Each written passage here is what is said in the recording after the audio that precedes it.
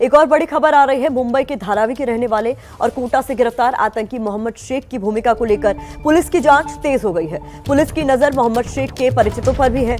Police जानना चाहती है कि क्या शेख की भूमिका सिर्फ कुरियर तक ही थी। तो ये एक बड़ा अपडेट आ रहा है कि जिस शख्स को महाराष्ट्र से पकड़ा गया था उसके जानकारों से भी पुलिस पूछताछ कर सकती है, क्योंकि उन पर नजर बनी हुई है। मृत्युंजय हमारे साथ मौजूद है ताजा अपडेट के लिए। मृत्युंजय, और क्या कुछ जानकारी मिल पा रही है? प्रतिमा, मैं इस खबर पर और भी जानकारी दूं।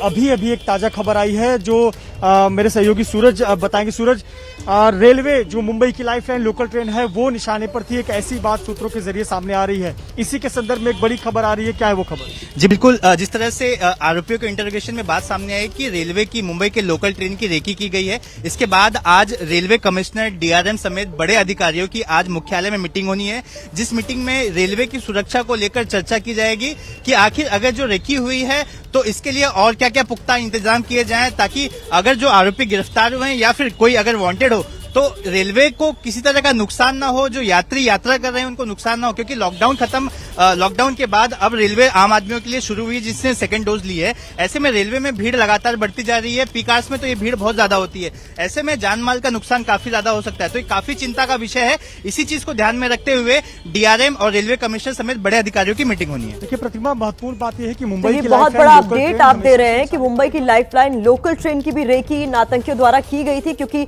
लगातार खबरें निकलकर यही सामने आ रही हैं कि जो आतंकी पकड़े गए हैं उनसे पूछताछ में यही खुलासे हो रहे हैं कि इन्होंने कई शहरों का दौरा किया था, कई जगहों पर उन्होंने रेकी की थी और उसके बाद कई जगह पर विस्फोटक पहुंचने की भी खबर आ रही है। तो मुंबई से बड़ा अपडेट आपने जाना। प्रयागराज से जीशान नाम के जिस आतंकी की गिरफ्तारी हुई है उसके घर के बाहर अब भी एक बिना नंबर प्लेट वाली संदिग्ध कार खड़ी है। क्या है इस कार का आतंकी कनेक्शन, ये पता लगाने के लिए हमारे सहयोगी एबीपी गंगा चैनल के सहयोगी संवाददाता मोहम्मद मोइन ने पता किया। ये एक्सक्लूसिव रिपोर्ट देखिए।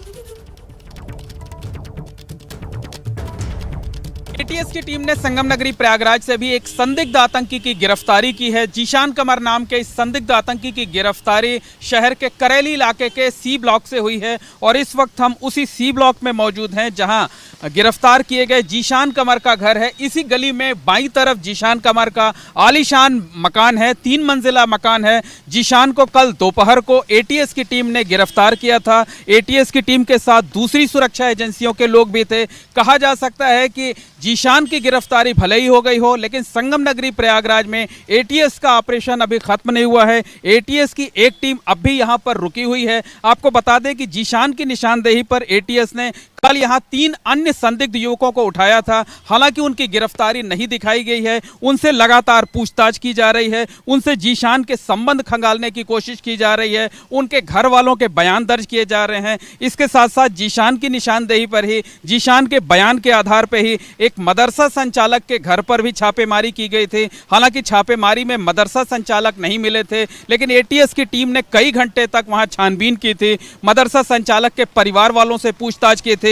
और सबसे अहम यह है कि जीशान की निशानदेही पर रात को नैनी इलाके में जिस पोल्ट्री फार्म से आईईडी बरामद किया गया था, जिसे बम डिस्पोजल स्क्वाड के जरिए डिफ्यूज किया गया था, वहां जो पोल्ट्री फार्म संचालक शाहरुख है उसका भी अभी तक कोई पता नहीं चल सका है। आस पड़ोस के लोगों के मुताबिक उस पोल्ट्री फार्म को कुछ महीने पहले ही खोला गया था, लेकिन खोलने वाले शख्स कौन लोग थे? वहां अक्सर बड़ी गाड़ियां आती थीं, लग्जरी गाड़ियां आती थीं, उससे लोग उतरते थे, उनकी गतिविधियां संदिग्ध होती थीं। तो वो कौन लोग थे, इस बात का पता भी एटीएस को लगाना है। एटीएस को पोल्ट्री फार्म से एक सीसीटीवी फुटेज मिला है। सीसीटीवी फुटेज बेहद अहम है, क्योंकि उसमें जो कल रात से 24 घंटे पहले यानी परसों रात को कुछ ऐसे तस्वीरें मिली हैं जिसमें यह दिखता है कि एक शख्स आता है पैदल, एक शख्स कार से उतरता है, कुछ संदिग्ध सामान कार से निकाले जाते हैं, दोनों खड़े होकर काफी देर तक बातचीत करते हैं। आखिर वो कौन लोग हैं?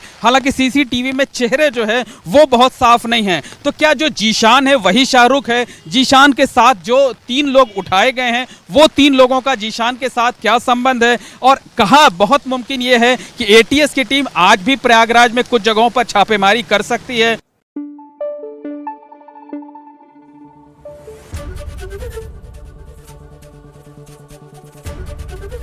एबीपी न्यूज आपको रखे आगे।